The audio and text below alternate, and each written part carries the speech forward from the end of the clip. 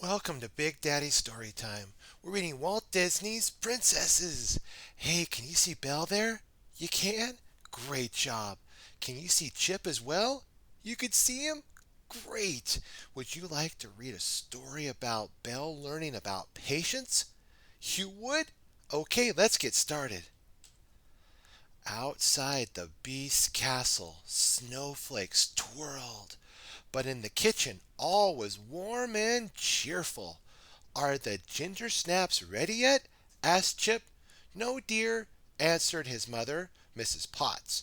"They need time to bake." Chip frowned. "But I want some now."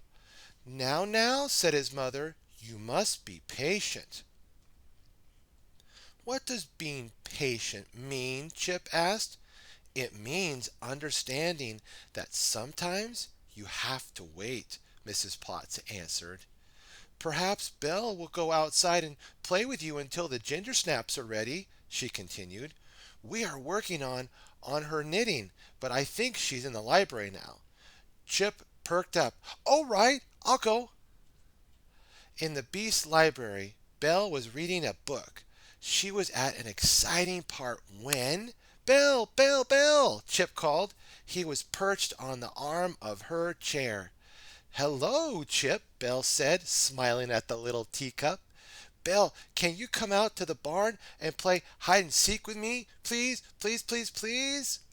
Belle put down her book. "Of course." "Yippee!" cried Chip. Snowdrifts blocked the path to the barn. The beast was clearing it. "We'll help you," Belle called. "But I want to play," Chip complained. "After the job is done," she promised. Working together, Chip, Belle, and the beast quickly cleared the snow away. The beast returned to the castle. "Now let's play," Chip said. "I'll be it." Belle ran and hid behind a tree. "Found you," said Chip. "Now you're it." "I have an idea. I want to I want to do first," Belle said. "Let's make bird feeders. The birds look hungry. The snow is covering their food." "How do we make a bird feeder?" Chip wanted to know. Belle pulled a ball of yarn, a red wool, out of her pocket. "We can use this. Would you please ask your mother for some honey while I pick some berries?" When Chip returned, they dipped pine cones into the honey and stuck berries on them. They hung the feeders from a tree. They waited and waited. "They'll come," said Belle. "You have to be patient," finished Chip, sighing. "I know," he says, "be patient." And sure enough, birds soon came. Chip and Belle went back to their game. "One, two, three," Belle counted. "Four, 5, 6, 7, 18, 19, 20. Ready or not, here I come," Belle called. Chip squeezed through the open barn door. What was that noise? It sounded like a horse, except it muffled. "Nay, nay," came the soft sound. It was Philippe, Belle's horse, and he was in trouble. "Belle, come quick," shouted Chip shouted. Belle rushed inside and saw Felipe all tangled up in a rope and blanket. Oh my!" exclaimed Belle. "What happened?" Then Belle remembered, "I was supposed to feed him. I forgot about it. Felipe got tangled up trying to reach his food. We need to help him and help him get some help." "I know what to do," said Chip. He hopped to a rope hanging down from a big bell. Chip jumped up and swung on the rope. Clang, clang, clang, clang, rang the bell. Hearing the noise, Mrs. Potts came bouncing, spilling tea on her way. The beast came dashing out. Cogsworth the clock puffed and puffed along. Lemure the candlestick came out, melting the snow as he ran. They all raced to the barn and stared in silence when they saw Felipe. "Menu!" exclaimed Lemire. "Oh dear!" said Mrs. Potts.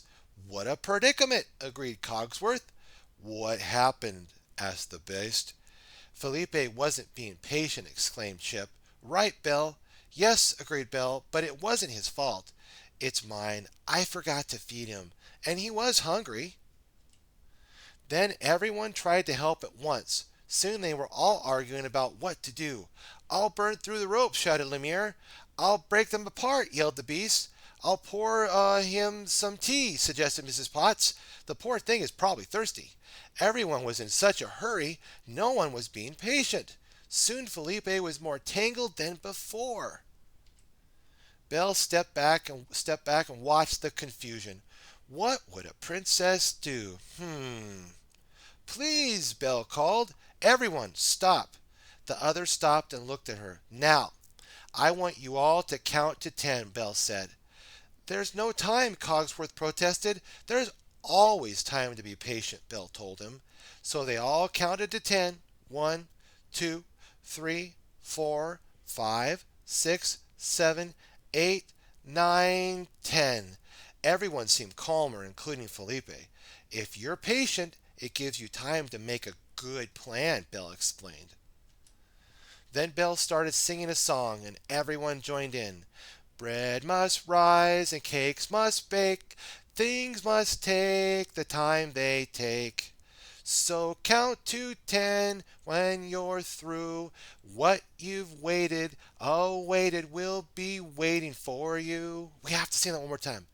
Bread must rise, cakes must bake, things must take the time they take. So count to 10 when you're through, what you've awaited will be waiting for you. That's right. Excellent job, my friends. Soon Felipe was free. They fed him hay and gave him lots of water. Then everyone went inside. Mrs. Potts served warm ginger snaps. They all munched happily. Yum, yum, yum, yum, yum. Now, weren't those worth waiting for? Mrs. Potts asked Chip. Oh, yes, Mamma, said Chip cheerfully, with his mouth full, of course. They were indeed, agreed Belle. Later, Belle sank back down into the comfortable cushions in the library. She opened her book and began to read. Then she reached for a ginger snap and smiled. Having to wait for something makes it even better when it finally happens, she decided. The end. What have we learned today, my friends? We learned from Belle that we should be patient and have patience when things happen, just like they happen with Felipe and with the bird feeder and with the ginger snaps. That's right. This has been a great day. This has been a great day. Have a super day today, my friends. Be sure to like, favorite, and subscribe. Stay tuned for more Big Daddy Story Time. God bless.